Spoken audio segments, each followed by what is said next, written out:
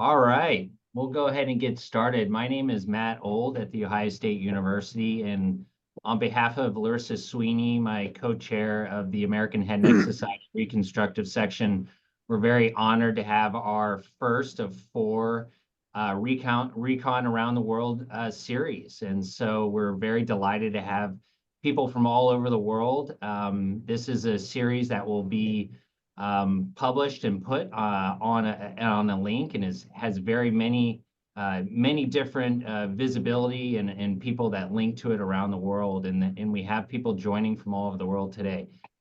So thank you. I'm very honored to introduce the moderator, a colleague and good friend of mine, Dr. Chad Zender, who will take over from here. And please put all your questions and comments in the Q&A session that I'll be monitoring. Thank you. Thank you, Matt. And it's really my privilege to have such an esteemed panel of participants to talk a little bit about maxillary and mandibular reconstruction through the lens of international partners throughout the continent of Africa. So we've got kind of an ambitious agenda, I will say. And with that, get started. So no disclosures that I'm aware of. Our objectives here before we introduce the rest of the panel are to highlight the panelists' practices, partnerships, and how these collaborations have advanced patient care and outcomes in their countries, understand some of the nuances for mandibular maxillary reconstruction, in particular in low resource settings, but contrasting that to some degree in more resourced countries. And then as part of that, you'll also hear about some of the limitations, solutions, and considerations for some of those challenges. So to begin with, one of my dear friends, mentors, colleagues, Dr. James Netterville, professor and in the division of head and neck surgery at Vanderbilt University, who really doesn't need an introduction, but excited to have him here today. Dr. Andrea Ziegler, she's an assistant professor at Loyola University, Chicago, and has spent the last 5 or 6 years doing some really great work in the Dominican. She's a head and neck surgeon, and I think will bring a good perspective, to the panel. One of my dear friends and colleagues from Uganda, Dr. Jeff Otidi, a consultant at the Uganda Cancer Institute and head and neck surgeon. Dr. Chihene Banda, who's a plastic, aesthetic, and reconstructive surgeon in Lusaka, Zambia, who's joining us today. Again, very nice to meet you, Dr. Banda. And then Melise Gebanayu, who's joining us from Bahir Dar University in Ethiopia. And another aside for Dr. Gebayu is that he's currently the African Head and Neck Society president. So congratulations, and excited to have you here today as well. So let's get started. I thought we'd begin with, that, and I think in today's society and in today's world, it is important to remember that, these partnerships that many of us have with colleagues, whether it be across the country or across the world, it's really those relationships and that supporting each other that help define us and help us put us in positions to be successful. And we've got a wonderful group here that clearly demonstrates that. And I thought it would be really great to kind of talk through, in particular for our international partners, to discuss a little bit about their practice, current collaborations or partnerships that they're involved in, and then lastly, how these partnerships and or just advances in their local hospitals have helped push the boundaries for reconstructive care. So with that, I thought maybe we'd start with Dr. Banda, if you could give us a little insight in kind of these three general topics. Thank you so much, Chad, and greetings to everybody joining on this call. It's such a pleasure to join this esteemed group of professionals from around the world with one single goal: to try and improve head and neck care, patient care. So a background to myself: so I'm a plastic surgeon, plastic reconstructive and aesthetic surgeon, and I'm currently heading the Department of Plastic Surgery at the University Teaching Hospital, which is the University of Zambia's main teaching hospital. So it's a new unit. We're just now into our second year of getting this academic unit going, and we're trying to grow. And it's partnerships like this that, help us to reach our target growth. So most of my practice is, I love head and neck surgery, reconstructive microsurgery, as well as other aspects of general reconstructive surgery. However, head and neck surgery, especially when it comes to reconstructive microsurgery, forms a huge part of my practice here in Zambia and our practice as a unit here in Zambia. When it comes to partnerships, this is, like I said, it's quite central to my career because we're just getting started. And we set about it by creating two types of partnerships. The first is local partnerships within the units. So head and neck care is multidisciplinary. So putting up partnerships within the country between the head and neck, maxillofacial, plastic surgery units, dental units, getting that teamwork going and cohesion going locally is one key point. And that was one of the key pillars of our head and neck multidisciplinary team at the University Teaching Hospital. And then when it comes to international partnerships, currently when it comes to head and neck surgery, we're partnering with an organization called CHANCE, that's Complex Head and Neck Care and Education. I think it stems from Thomas Jefferson University. And so they come in with visits to assist with head and neck surgery and education here in Zambia. And of course, there are various other organizations that do support our work in one way or another. I know Research does. Smile Train does support the craniofacial work that we're doing here in Zambia. And I guess for partners and for other colleagues who are establishing head and neck unit in the world, one key lesson we've learned from establishing, especially international partners, is I guess to have targeted goals for each partnership so that you don't kind of get mixed up with different partners coming in, which can be taxing on the hospital.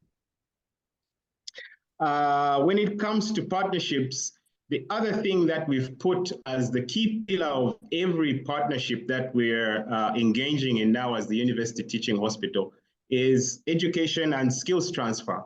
So previously, many partnerships were, I know many may be familiar with this, but based. You'd have teams coming in from abroad, the US, Canada, or Southeast Asia, and doing surgeries and doing a camp and leaving.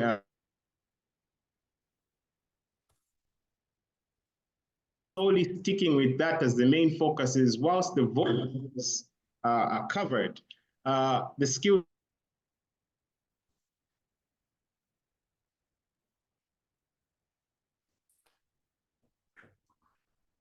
Dr. Banda, I think your 10, 20 years visiting teams could come in and changes. Oh, no, your connection was just breaking up that last little bit of.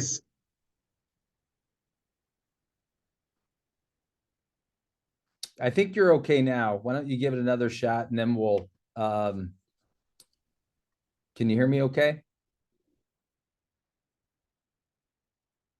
All right. Well, we'll move on. And Dr. Banda, we can come back to that. And I think we'll have some other areas. But Jeff, Dr. Otidi, Jeff, are you on? Do you want to talk a little bit? Yes. Thank you very much. It's a privilege to join this audience again today. It's great to see everybody and meet some new partners as well. I work with Uganda Cancer Institute, which is a tertiary cancer care center for Uganda. It previously was really offering medical oncology, but we introduced the surgical oncology and radiotherapy. We're able to give multidisciplinary care to our patients. I was privileged when I joined in to meet Chad Zender. Initially, our surgical wing really was quite weak and really didn't have much. But right in the beginning, when I joined the institute, I got in touch with Chad Zender, and he's been quite a resourceful person in helping to build the unit. Really, it's been mainly helping in equipping and training both residents and other ENT doctors in head and neck surgery. I currently work with another head and neck surgeon who trained in University of Cape Town, Dr. Kaga. And we are also running a head and neck fellowship. We've just started our head and neck fellowship at the end of last year. And we have a fellow, Dr. Isaac Mchibi. I must say previously we were really doing more ablative surgery in the beginning, and doing local flaps as reconstruction. Now, with the help of our partnerships, I mean, Chad Zenda, we've been building up our capacity and doing microvascular work, and really we've been picking it up quite steadily. Initially, we used to do just a few flaps, maybe 2 or 3 in a 1-week camp, but now we've got to about 7, 8 flaps during every camp. So we're really looking forward to building up this capacity. With a lot of foreign surgeons or surgeons from America have joined us, and it's been a privilege to meet each and every one of them. Professor Netterville has come to Uganda a couple of times, but we've met a number of people. Joe Curry, Don Weed have been, people who have been coming quite a number of times as well. And there are those who trained under Chad, Sean Lee and Jason Thinner, have come very many times, joined us in the camp. So it's been a pleasure meeting more and more members from American Head and Neck Society and joining us in building up our capacity. Thank you. Thank you, Jeff. You're the wizard behind all this for sure, and your tenacity and dedication to your people is just one of the reasons I adore you, bud. So with that, we'll get another colleague, Dr. Gabayu. Do you want to talk a little bit about some of these topics for a few minutes as well? Thank you. Thank you for the organizers, and thank you, Professor Chad, for inviting me into this session. Dr. Gabayu, you're breaking up a little bit. To say something about... I think that may be something we have to deal with throughout a little bit. So we can come back to him and we'll move forward. Dr. Gabayu, like I said, is a head and neck surgeon. He's trained in head and neck surgery. Currently, he was a Dr. Fagan fellow as well, and is currently in Ethiopia and has done good work. He spent a couple of weeks with us. He's got some partnerships over at Cincinnati Children's, and then also has a current role as the president of the African Head and Neck Society. So with that, Dr. Netterville, in hearing some of our international partners talk. Can you hear me now? Yeah, we can hear you now, bud. Go ahead. Hello? Can you hear me now? Yes, sir.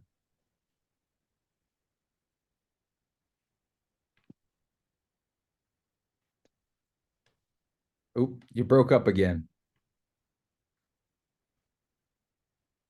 Elise, we'll come. Can you hear me now? Yeah, we can hear you now. Yeah, I am a trained head and neck surgeon. Yeah, when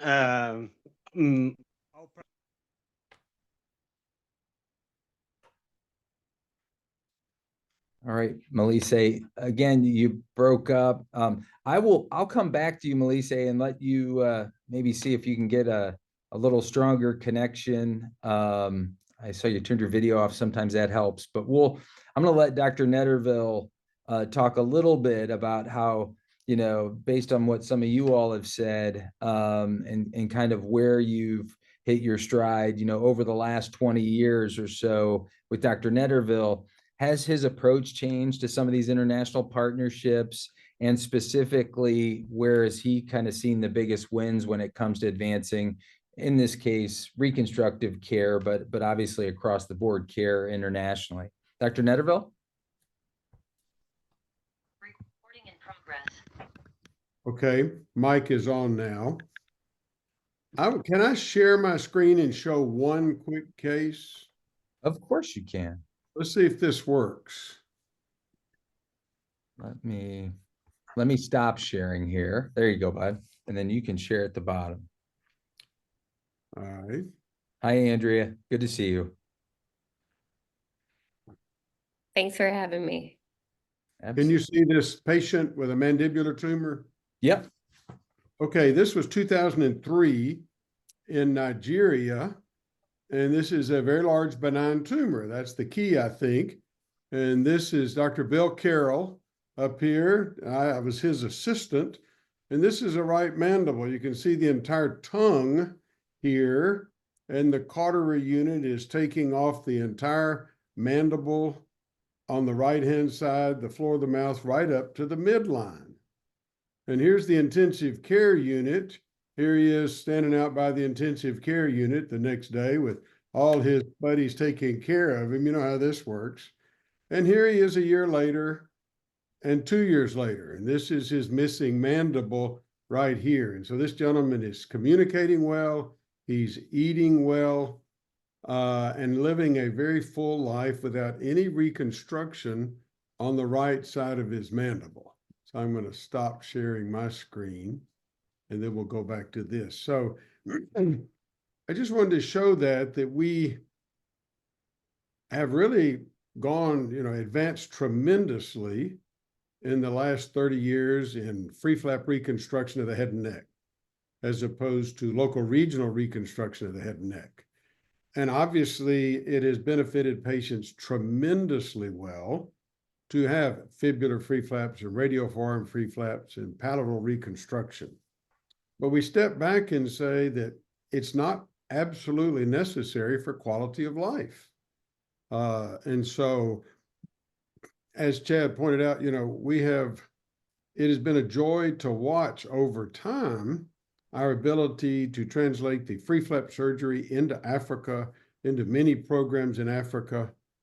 But I want the young doctors to understand sometimes it helps function, sometimes it just helps cosmesis. And so I think we need to kind of put that back in perspective. I think one of the things that's really important is when the mandible is taken anteriorly. And we all know from our early textbooks of this Andy Gump deformity from this cartoon someone drew of this gentleman named Andy Gump. And it's very difficult when the tongue retroflexes into the hypopharynx for them to have function. It's also very hard when you have very large maxillary defects and the cheek collapses in and the patient can't get an obturator that holds that out. I think that's again where the free flap reconstruction has vastly improved the function of patients. So it's just a balance, isn't it? And all of you guys face this. We are very privileged sometimes in the United States, I am, to have 5 partners that do free flaps. At any given moment, I could yell at one of them and say, come fix this hole. But I know in other resource limited areas, you got to be very creative. All of you guys in Africa, sometimes even though you do free flaps, you don't really have that programmed in that day to do. So I hope that kind of addresses your point, Chad. No, absolutely. Far as our speech pathologist, sorry, that's super helpful, Dr. Netterville. And I think in some ways we will come back to that. And when we think about to that point, what are the reconstructive goals? When we look at a patient like this, I think in the same vein, and I wanted to ask Dr. Otiti this, culturally, or sort of medically, we can look at this patient and say, she's got a big jaw tumor. It affects her speech and swallowing and function. And, this could impact her family and dynamics. But I felt like in a conversation with your oral surgeon, Adrian, at one point during one of these cases over the last 10 years, it really hit home the impact from a cultural standpoint and what that means from I'll say life and death, but how people are interdependent. Jeff, can you talk a little bit about kind of maybe some unique elements of the impact on a patient like this in your country, and maybe Dr. Banda and Dr. Gabai, you could as well. Yeah, thank you very much, Chad. Just as a comment, the case, what you're showing And what Professor Netterville has shown is really a picture of what tumors present like in this part of the world. They become big. And really that points to probably lack of access to get any help, any help. As was mentioned, first of all, is function, the impact on function. You can imagine how this patient is able to feed. You have to find ways of, passing food, and she will not be able to feed, socially. And then probably oral competence, maybe drooling once here and there even while feeding. But the aesthetics is an important part of it as well. A patient like this would be ostracized in society, might spend most of her life covering her head. And the patients actually come like that, covering their head so that the rest of the public doesn't see them. And they're likely to be depressed, depressed. So if it's a child, they will probably drop out of school. They will really not want to appear in school. They'll be laughed at all the time. If it's an unmarried lady, she really may not get married just because of the deformity. So these really important things to think about our patients. And for us, you look at this and see that this is a benign tumor. You're asking yourself, what can I do about it? You don't want to make the patient worse than they are, but you really want to do something about it. And I think it's fixable. Yeah, thank you. Thank you, Jeff.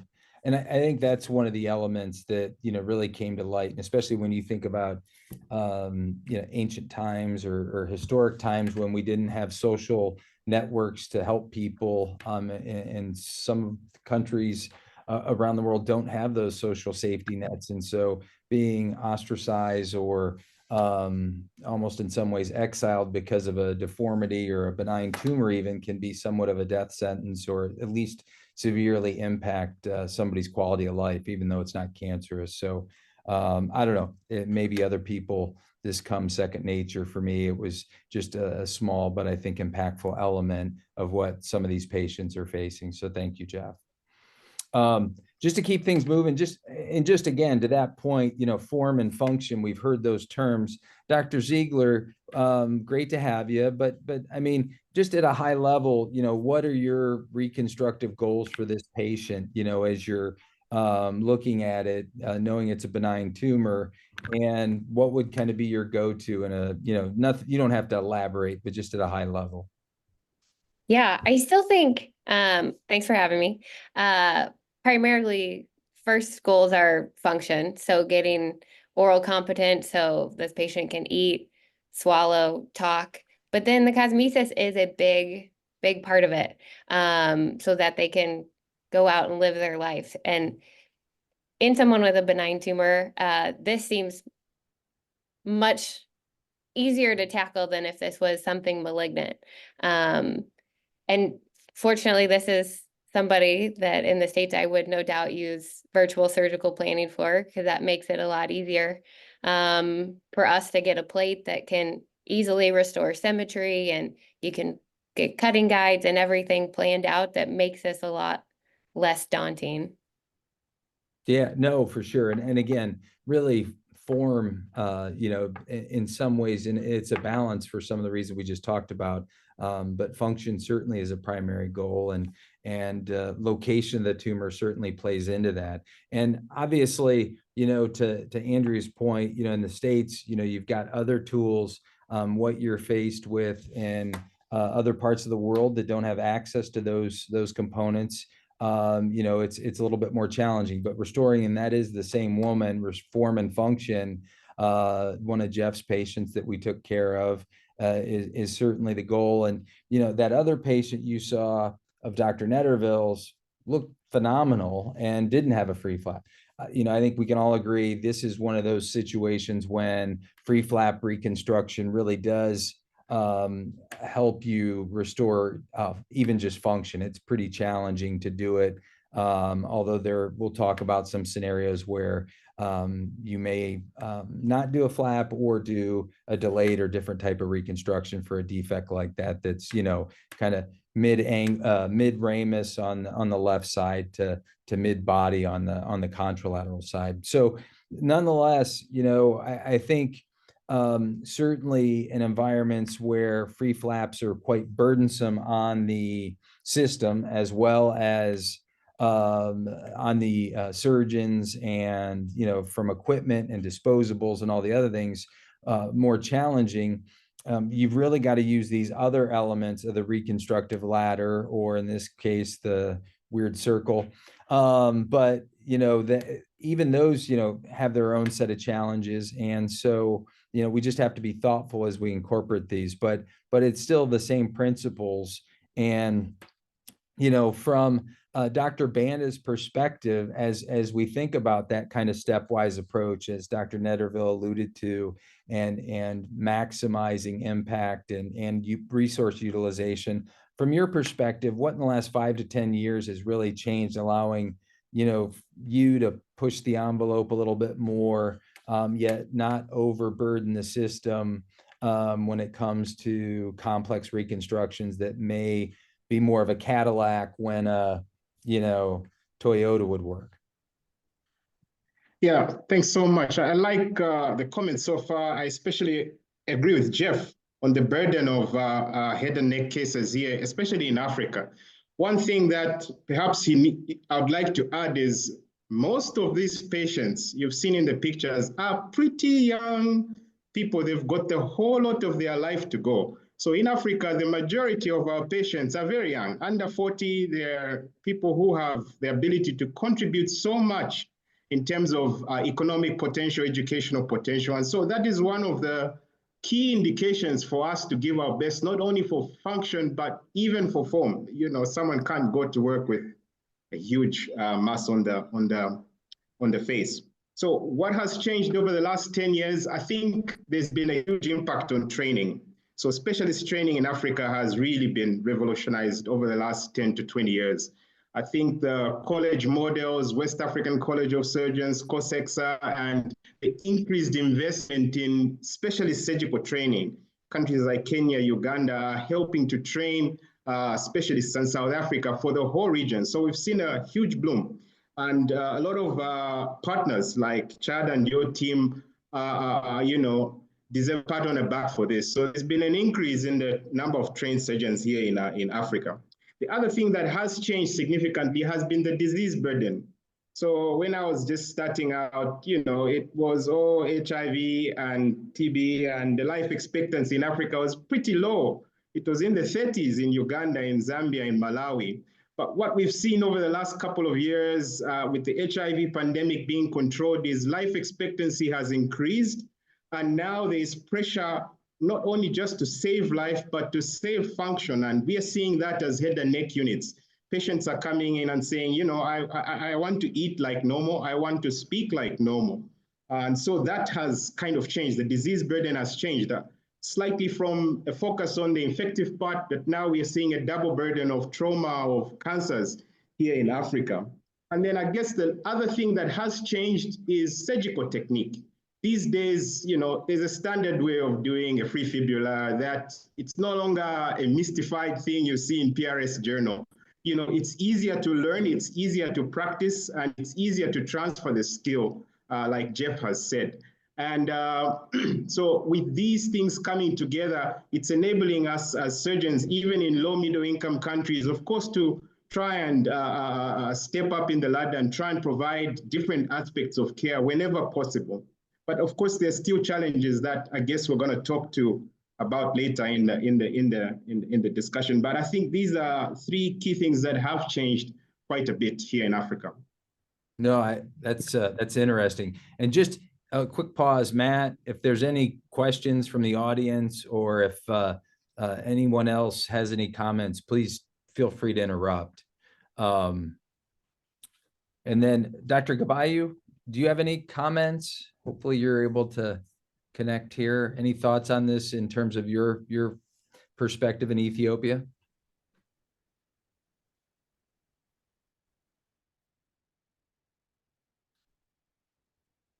All right. Well, we'll keep things moving here.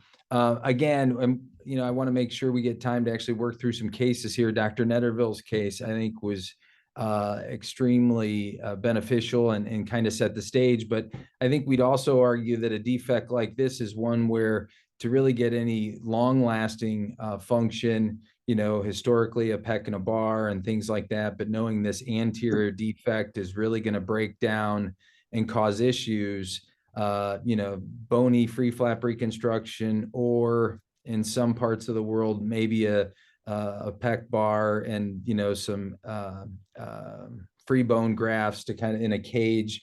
Not what most head and neck surgeons do. Some of our colleagues in OMFS would do that, but clearly this is kind of your classic patient that would benefit from a free flap.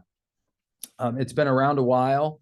And it to Dr. Banda's point, has kind of been demystified. It's still a resource intensive procedure, but it's something that, requires specialized equipment, at least, certain types of loop magnification, microscopes, a lot of disposables.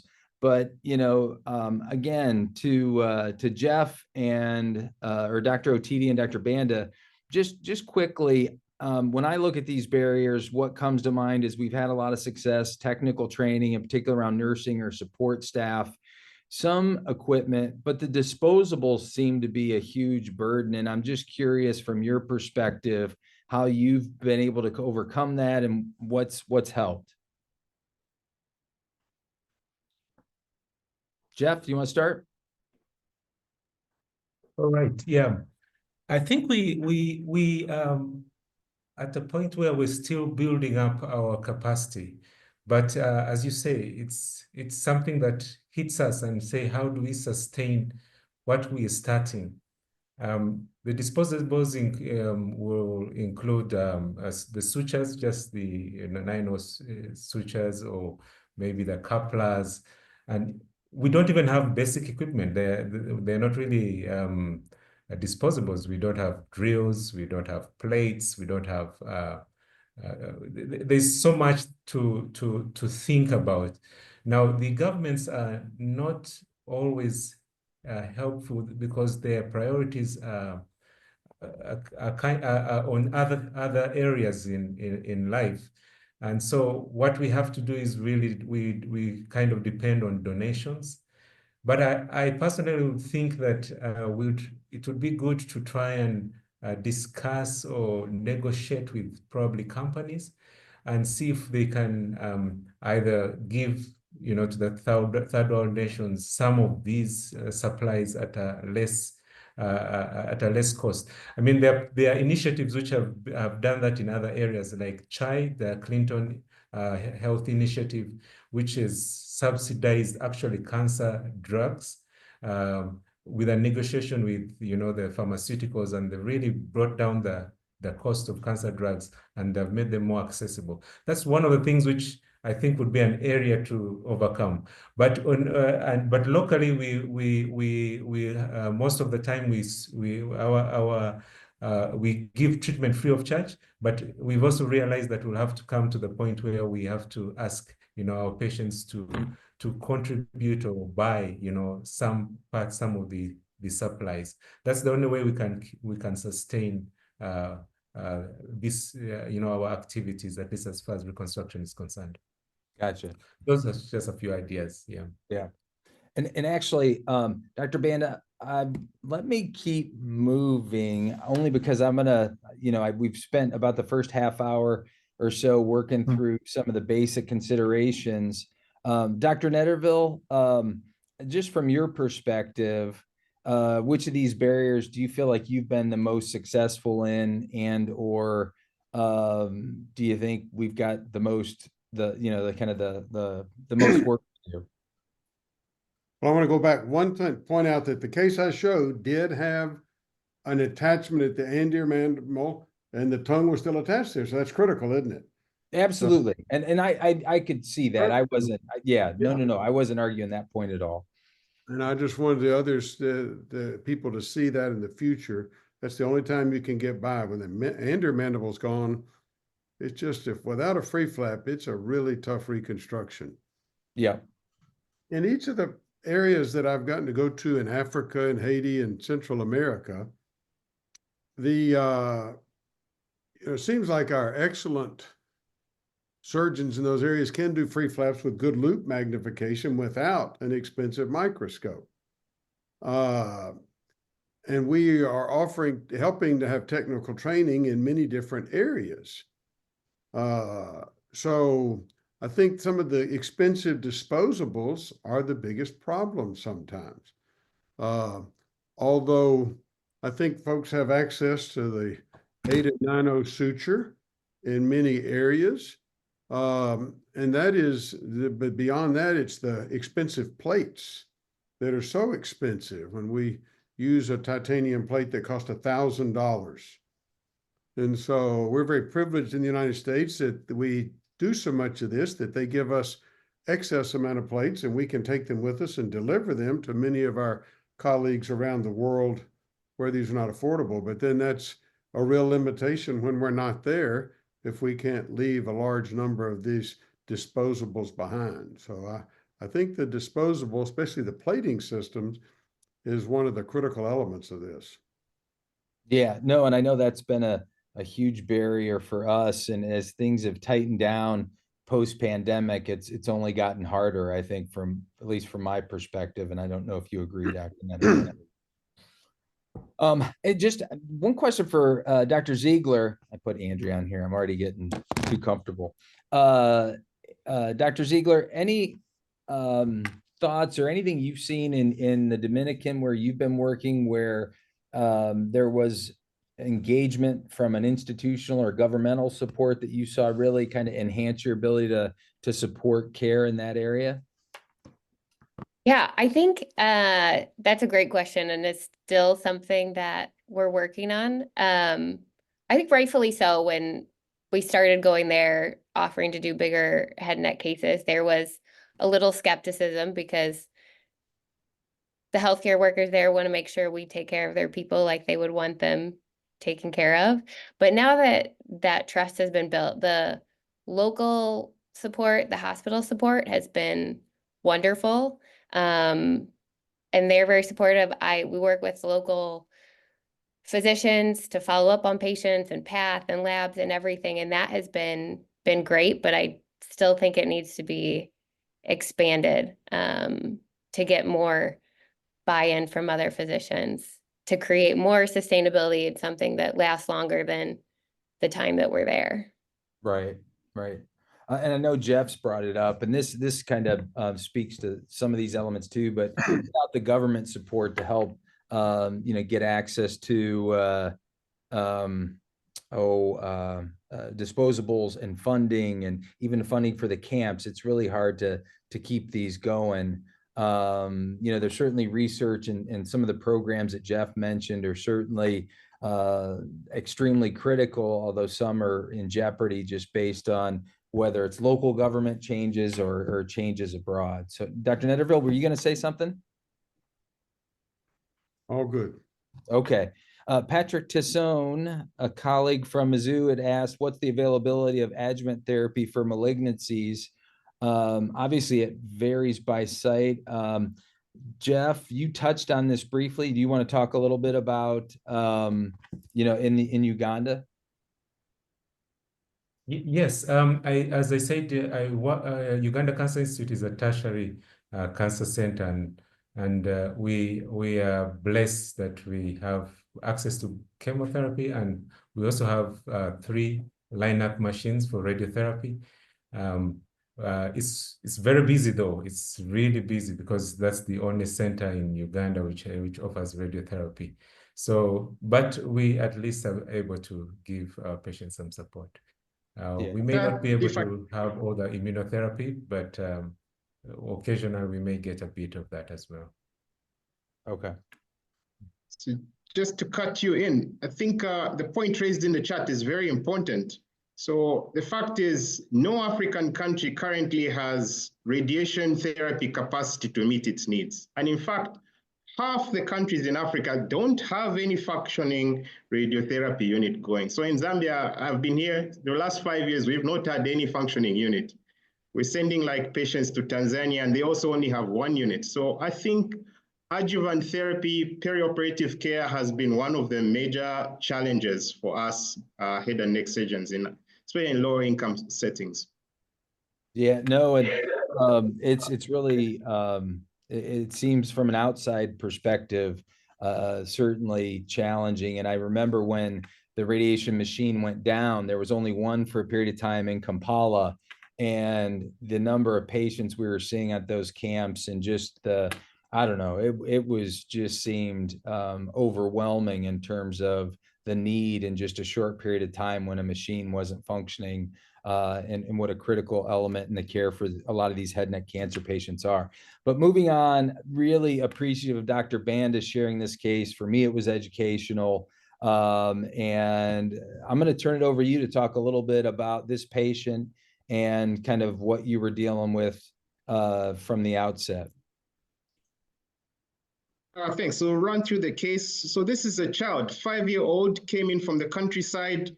We first started managing him with acute NOMA. And in this setting, there was no HIV, but severe malnutrition.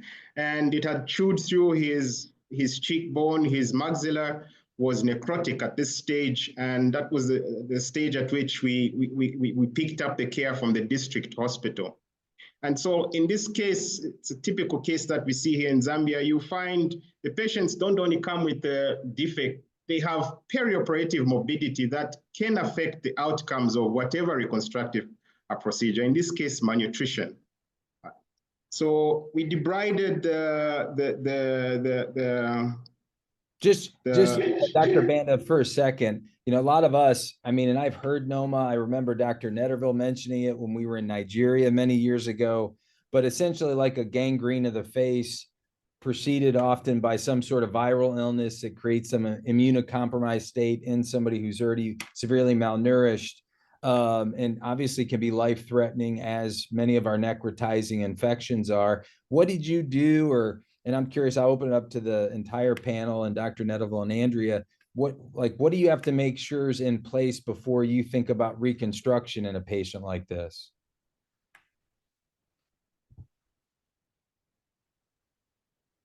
Go ahead, Dr. Banda, particularly for this patient as an example. So for this patient, we first had to treat the acute NOMA episode, broad spectrum antibiotics, nutritional support, which is treating the actual cause of the NOMA, which is malnutrition in this patient, followed by local wound debridement. And until all these factors are well controlled, it's not possible to go in with reconstruction. You're setting yourself up for failure. And so that's what we did in this particular case, spent a good 3 to 4 months treating that NOMA and feeding him up with the pediatrician, making sure his nutritional markers are back to normal. And this usually shows with some type of wound healing or scarring beginning to form and set. Then we could go in for reconstruction of the facial defect. So yeah, I led you right to that. Yes, so when it comes to planning reconstructive surgery in low middle income countries, in Zambia, like in many African countries, we don't have access to fancy CT angiography and things like that. So we have to make use of simple techniques. And now these handheld Dopplers, color Dopplers, have gone a great deal, and they're becoming more affordable. About $2,000, you could get one, or even less. So we typically use these for perforator marking and for planning out, the flap. So in this case, we mark some skin perforators, and preoperatively, we're able to plan which parts of the flap will go in, which parts will come out, and even the amounts of fascia that will harvest with this flap. So this is just before the operation. This is the preoperative planning. The next important thing that you need to do in a case like this is prepare the team. So in Africa, perhaps more so than any other part of the world, one of the main drawbacks in microsurgery is actually not the technique of performing the anastomosis. So there's currently overwhelming evidence to show that the free flap outcomes in terms of success in low middle income countries are actually equivalent to those in high income countries. But our complication rates and our take-back rates are typically lower. And this has to do with perioperative care. So cases like this may not only hinge on the surgeon's technique, but we have to engage our anesthesiologist. You may lose a flap or a patient for anesthetic reasons. So in this case, we engage the anesthesiologist, the nutritionist. So it's a team game to treat such a patient, especially in a low-income setting. Yeah, so in this case, we use video laryngoscopy to secure the airway before going in. And this is just before the operation with the scarring around the face. So one of the key reasons we went in slightly earlier, about 3 months, was because the scarring was beginning to droop his eyelid and he was beginning to lose eye closure. So we wanted to go in slightly earlier to fix this defect and maintain his eye function. So we chose the ALT flap that is marked there.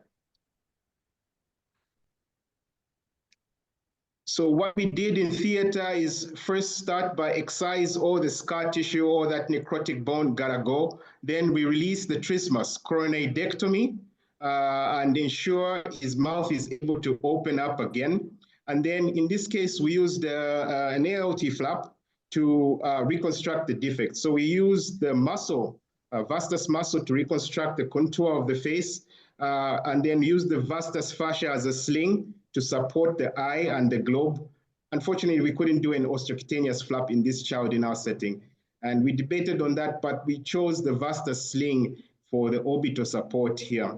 And then the skin, intraoral skin and extraoral skin were used using a folded flap with 1 artery and 2 veins in this case, with nylon 90 used for the anastomosis onto the facial vesicles.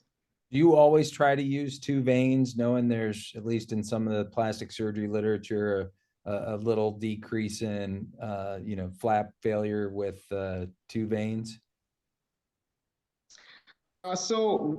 My aim is to use, I typically use 1 vein, but in this case, we had another vein that was close by and we harvested the other pedicle onto a different system. We used the external jugular vein in this case. Okay. Yeah.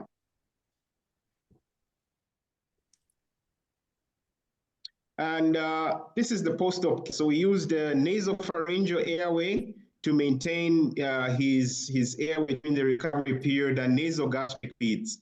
And then day 7, we were able to release the nasopharyngeal airway, and after 2 weeks, get back to his oral feeding diet. We actually started the oral feeding diet around 7 days and built it up, and able to discharge the child. And because we didn't do any bony support, we've been following him up because we anticipate, the flap may sag. But so far at 6 months, it's holding up well, and we'll continue following him up until a stage that perhaps we need to come in and do some kind of bony reconstruction in a much better patient. Yeah.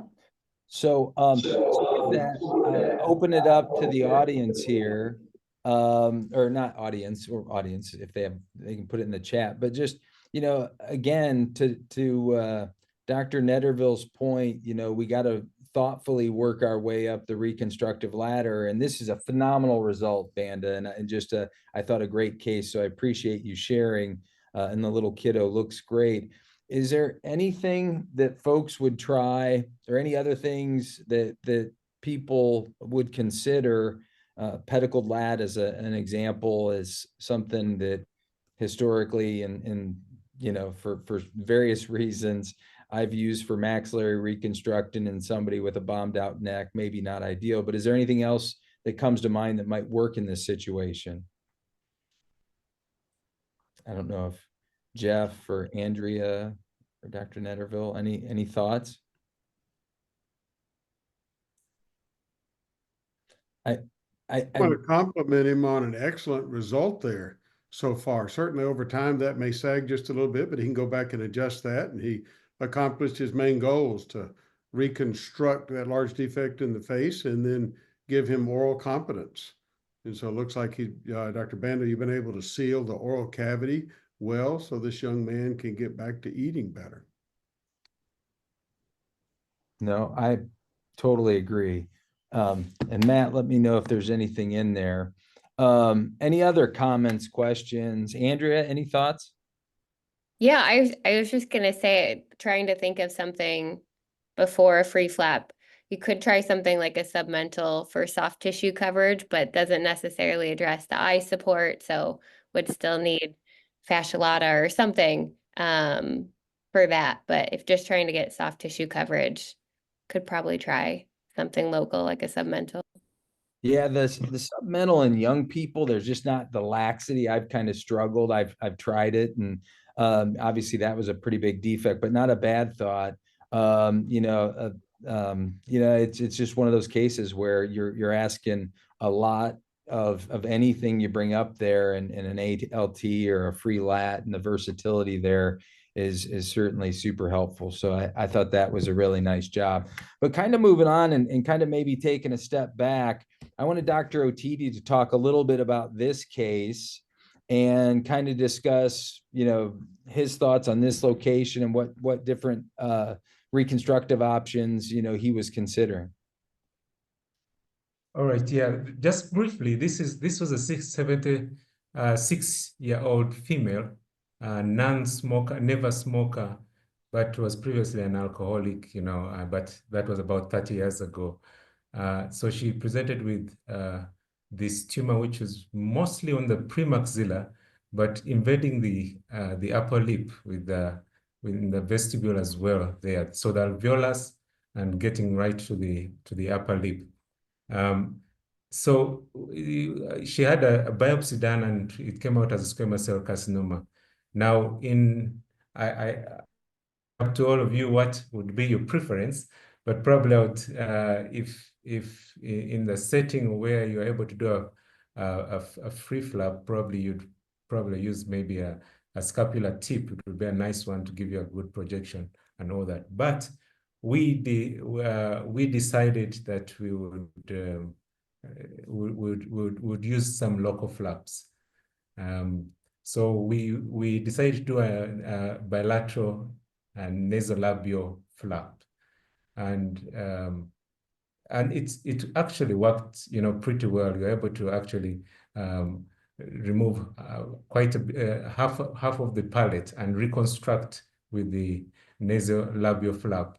And we're also able to do a bilateral neck dissection, supramohyoid bilateral on both sides.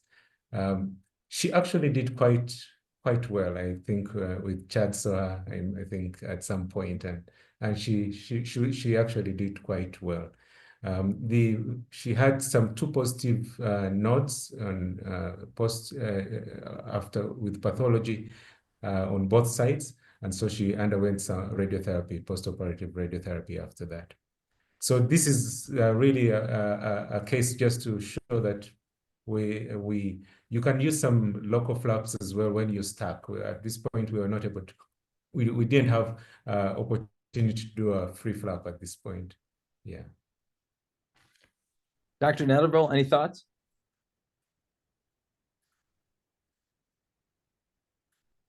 Well, I think Jeff did an excellent choice with the nasolabial flaps. You can actually harvest the nasolabial flap on the angular artery and vein, and rotate it in one stage. The only nuisance is it kind of cuts the muscles to the upper lip. You don't have as much function of the upper lip.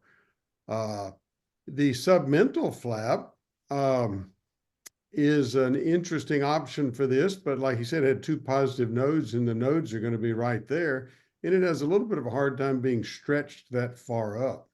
So I think those are your 2 real options for local tissue. Yeah, no. And Jeff, did you see her post-operative or post-radiation? How did it hold up in the midst of radiation and kind of her mid-phase? She had a few that was post-op. She had a few radiation bands, but it actually held up quite well. I must say it held up quite well. We were able to fold a bit of the nasolabial upwards and reconstruct actually the flow of the nose, because we resected actually a bit nose and actually attached the columella. So it gave us also a good, anterior form as well. She was actually able to have a good oral competence. She's able to close her lips well. Great. That's a super outcome. And certainly there's literature as Dr. Otidi and Dr. Netterville alluded to support that's use. I just wanted to briefly show another case quickly, and we may run a few minutes over. I'd like to get through one other little section here, and obviously we'll try to be efficient. But you know, the wise Mike Tyson, as he said, you know, we've all got plans, and one big question, and Dr. Netterville alluded to, you know, gravity will sometimes work against us.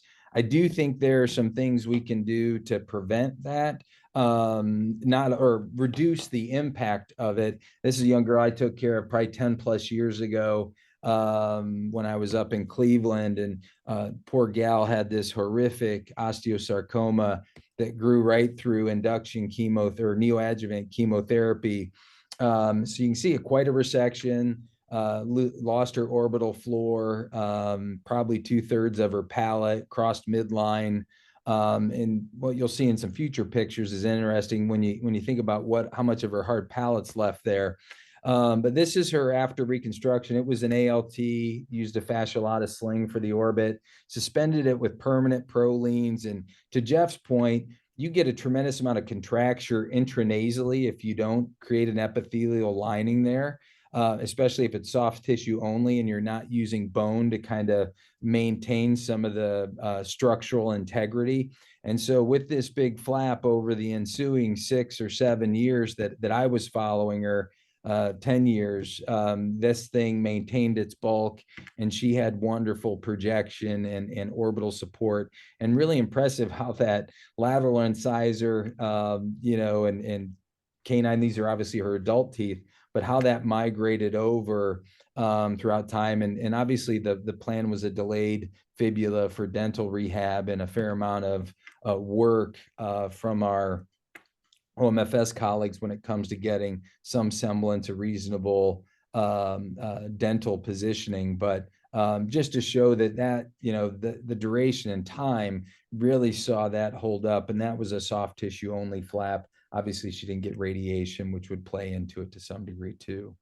If there aren't any comments there, just quickly want to work through some of the challenges we face. And Jeff, I kind of pieced this together, but just wanted to touch on how occasionally you have to bail me out when we do free flaps, and kind of your thought process, and then maybe get some input from Dr. Banda and Andrea and Dr. Netterville.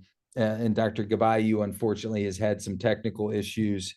If he gets back on, we'll loop him in, but this should just take a few minutes. So benign, go ahead. I'm back. Okay, good. Good to see you, Melissa. So benign tumor of the upper jaw. This may or may not be the actual surgery, but I had to get Dr. Netterville in action. That's actually Evan Greenbaum. So that was a few years ago, 2014, 2015. But a defect like this, and you know, one quick question for Dr. Netterville and Dr. Ziegler. What are some considerations when you think you need a free flap? You know, obturators are challenging. We mentioned melolabial flaps or nasolabial flaps or submental flaps for some of these palatal maxillary defects. But curious, are there certain considerations when you're doing these cases to kind of preserve local flap options, or to be kind to your reconstructive surgeons? Dr. Netterville, you want to tackle that?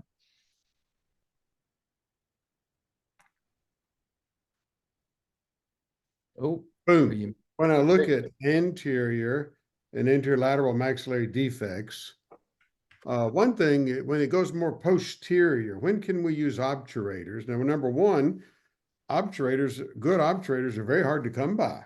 And I'm not sure how many of our African colleagues have good dental colleagues that can make obturators. But when you go in the back, if you can save the pterygoid plates and not expose the pterygoid muscles, then you can get by with an obturator. Once you expose the pterygoid muscles or start to release the pterygoid plates, you have to cover that up or they'll get tremendous trismus, even if you put a local flap to cover that up posteriorly. Anteriorly, if we can save the projection right at the anterior teeth, then we can often allow this to collapse in on a soft tissue flap.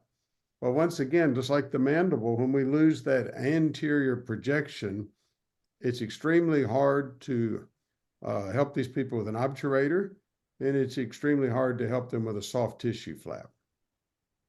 Yeah, no, those are great points. Dr. Ziegler, anything to add? No, I agree. I think the other big thing that we touched on already is whether or not the orbital floor is going to be gone. So if you're taking the orbital floor, you have to think a little bit more about the support for that too, and if soft tissue is going to be enough, or if you need to add bone or other form of support for that. Yeah, no, that's a great point too. So you see this patient and, you know, they had their free flap and here post-op day 10, you know, a slow death. So Jeff, can you talk a little bit about, you know, what's going through your head, and maybe Dr. Banda as well, and yeah, just touch on that when you see these. And often, you know, if you're doing it with an international partner, it's after they've gone. So how you kind of tackle some of these. Yeah, basically, I would say whenever we're doing a free flap, I always tell my colleagues that we have to have a plan B. It's not a guarantee that a free flap will always take. And this particular case, he was fine for about 7 days. Then later on began to realize we actually thought it was a partial flap loss. If you see a small part, a small area near the right side, there's a small part that seems to still be taking. So we realized then when most of it was dead. So we had to explore, and we actually took down the flap. Some area was bleeding. Actually, there was a small area after the anastomosis that was still alive. So what was our plan B? So in this case, we were able to do a submental island flap, which was quite reasonable. And I guess that would be a point that if the team leaves, you should be able to have another backup plan, and it actually worked well.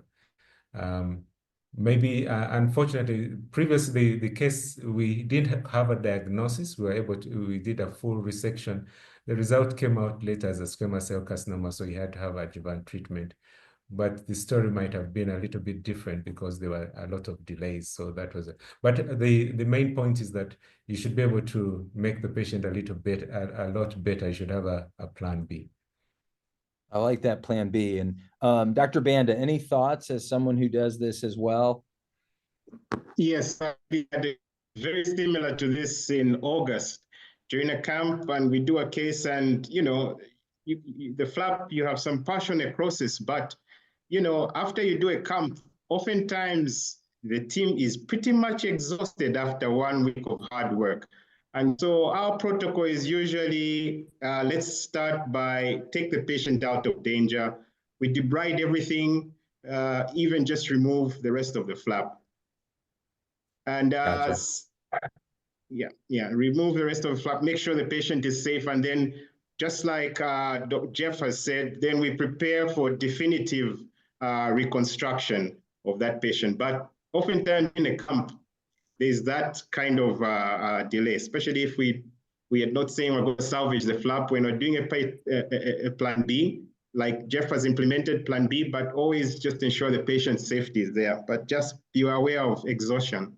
And then I just wanted to get Jeff's perspective on obturators. How have you made those work in Uganda? It's been quite challenging to get those in our setting.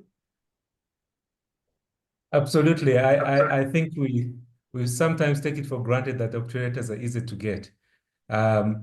We have a dental unit. Occasionally, people are able to get them, but they're also expensive for the patients. So for many of the maxillary defects, I always think about, what is locally available. I mean, what local flap could I do? So many times you are able to do a firm flap, vaccinator flap, you're able to stretch.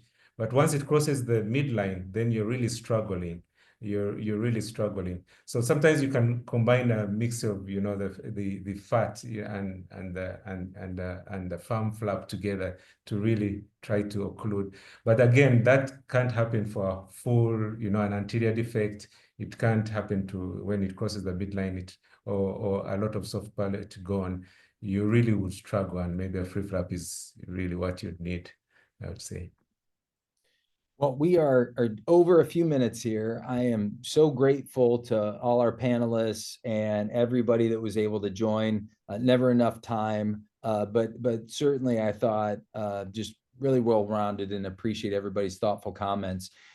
Anyone else have any last words or you know, parting thoughts before we wrap up?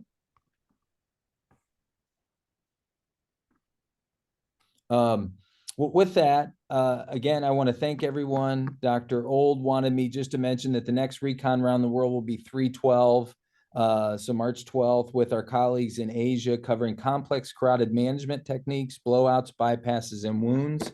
And again, just want to thank everyone. And Jeff, we'll see you in a few weeks, and Dr. Netterville, we'll see you next week. Thank you so much, Chad. Would you look at my beautiful map behind my head? See that? That's Africa, 1906. That's awesome. Nice. That's nice.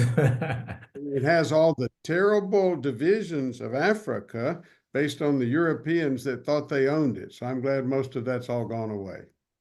That's right. Yeah. That's right. Well, great work, team. And thank you again so much. Everyone have a wonderful day. Thank you very much. Thanks. Ed.